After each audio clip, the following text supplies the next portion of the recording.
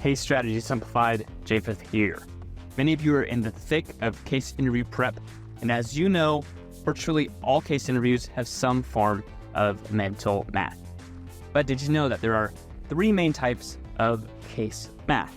There's verbal math, there's chart math, and there's graph math. Today is all about verbal math. In this episode, Stephanie breaks down verbal math, pulling from last year's Case Math Intensive. What is this? It's a live 3-hour masterclass where you learn and apply case math best practices. This year's training is led by a former Bain consultant. It's going to be amazing and really set you up to succeed in the case interview. The next Case Math Intensive is right around the corner on August 16th of 2023. Each ticket is just $100.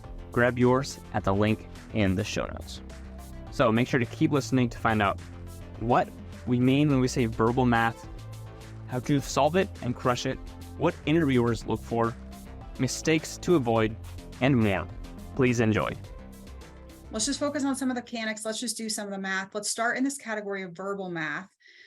This is going to be the entire category within which you only hear information. You're not going to see anything on the screen. If we don't see anything on the screen in this segment or put anything pushed in front of you, we're just going to call that verbal math. If you have started live out loud practice at all, then you recognize that note-taking is a skill that we have to get better at and is something that is going to take some, it's just going to take a little bit of polishing. We all have to figure out how we can stay organized and structured for ourselves on our page, how we can keep our notes legible and accessible. And then as you go through a section and you answer a problem and you come to insights, how are you also going to capture those things on your page? When these full case interview conversations last 30 to 45 minutes long, it can be tough to then have to go back and remember something that you calculated or insights you came to 30 minutes ago. So on our paper, we have to work on organizing our notes, capturing down all the right information, doing the math in a logical, structured way, just so that we can stay organized as we work through a complex, multifaceted math section. And then when we derive the answer and layer on insights, you've got to figure out for yourself, how are you capturing those so that, for example, you can bring those data points, qualitative or quantitative, answers and insights into your final recommendation. Those are the core pieces of your evidence base that we are starting to build over this 30 to 45 minute case, from which you're going to provide a really directive, answer first, top down recommendation.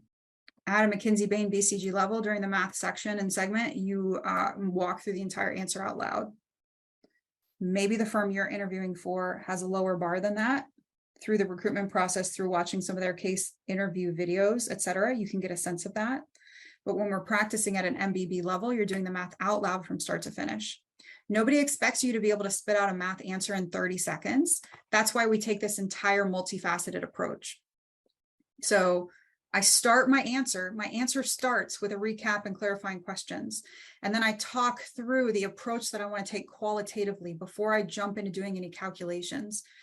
Within that, there's going to be an exchange of information. I talk through the information that I have. In most instances in case math, there will be information that you need to solve the problem, but you don't have it yet. You can never ask the interviewer with generalities to do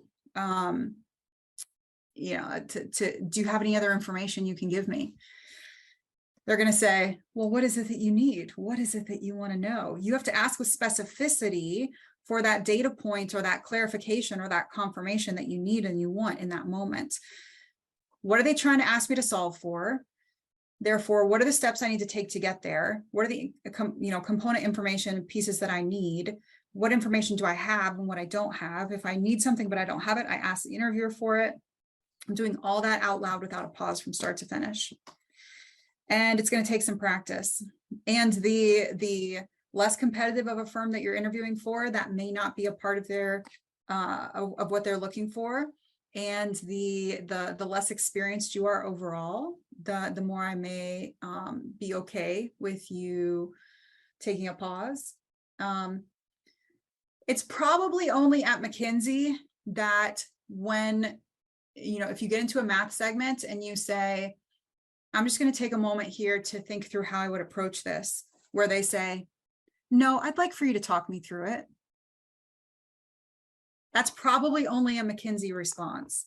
But at Bain and BCG, you are likely to be knocked down on your problem solving score for doing the same thing. They'll let you take that pause, but then you might be knocked down on that problem solving score because of it. Even if you have to take a pause at the beginning of answering case math, then I need you to come back into the conversation like that pause didn't exist. Don't just try and spit out an answer. Even if you have all the information to solve it on your paper, the whole goal is that you talk me through your thinking, you talk me through the process and approach to work towards an answer. So even if you take a pause, when you come back from that pause, you walk me through your answer from start to finish. Don't just spit out the answer in like a vacuum. We don't do that in real life. So we don't do that in the case interview process. The interviewer wants to see that you can walk your client through their thinking to be able to get to the answer, and that they follow along, they track with you along the way. You're able to do the math correctly as you do calculations, and then we're able to make sense of the math and layer on insights.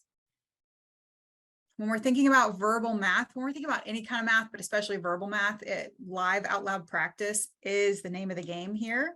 We've got to have somebody to work with so that we can hear them speak to prompts. We can write out, our notes. We can work to, when we're just getting started practicing, if you're just getting started in your practicing process, you might actually do this in silence. And that's chicken scratch on the screen. Thinking about how am I going to approach this problem? How am I going to structure the math? How am I actually thinking about it? You might take some time to do this in silence in your practice process. As we move forward to be game day ready for our interviews, we're trying to take out the pause. We're not trying to have a pause as we do case math. Instead, I'm talking about the steps that I want to take qualitatively. Here's the way that I'm thinking about it. Here's the approach that I want to use. And then we jump into actually solving and doing the math out loud.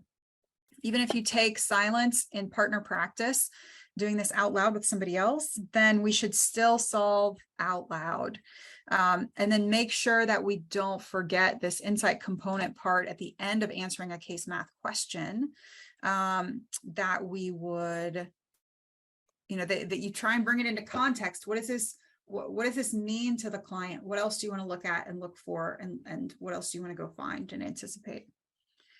Again, case math is at the highest level.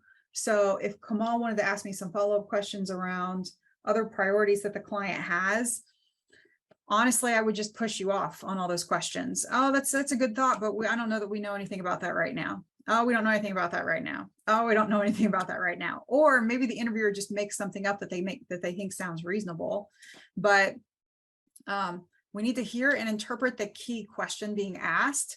We need to stay on mission critical path to be able to use the data and the information that we have to solve the express question that we have been asked. Any other extra questions that we have, any commentary we have about the situation, any way that we're going to challenge the entire premise of the question, we withhold all of that ancillary kind of external commentary until the end of the answer. I want you, when I give you a new segment of the case conversation, I want your initial instinct to be that you're going to stay on mission critical path, and you're going to kind of move quickly through the mechanics of, again, recapping and then asking clarifying questions, talking to how you're going to solve for the thing that you were just asked for, working through the step-by-step process to be able to get there, perhaps with an exchange of information. And then after you answer the actual question asked of you, then you can expand the conversation a little bit more. You can challenge the premise of the question, or you can ask if there's additional priorities, or you can think about other things that you want to learn about and know about, and kind of things that you maybe didn't think that, things that you think that we should have considered as we think about this segment of the problem or the case.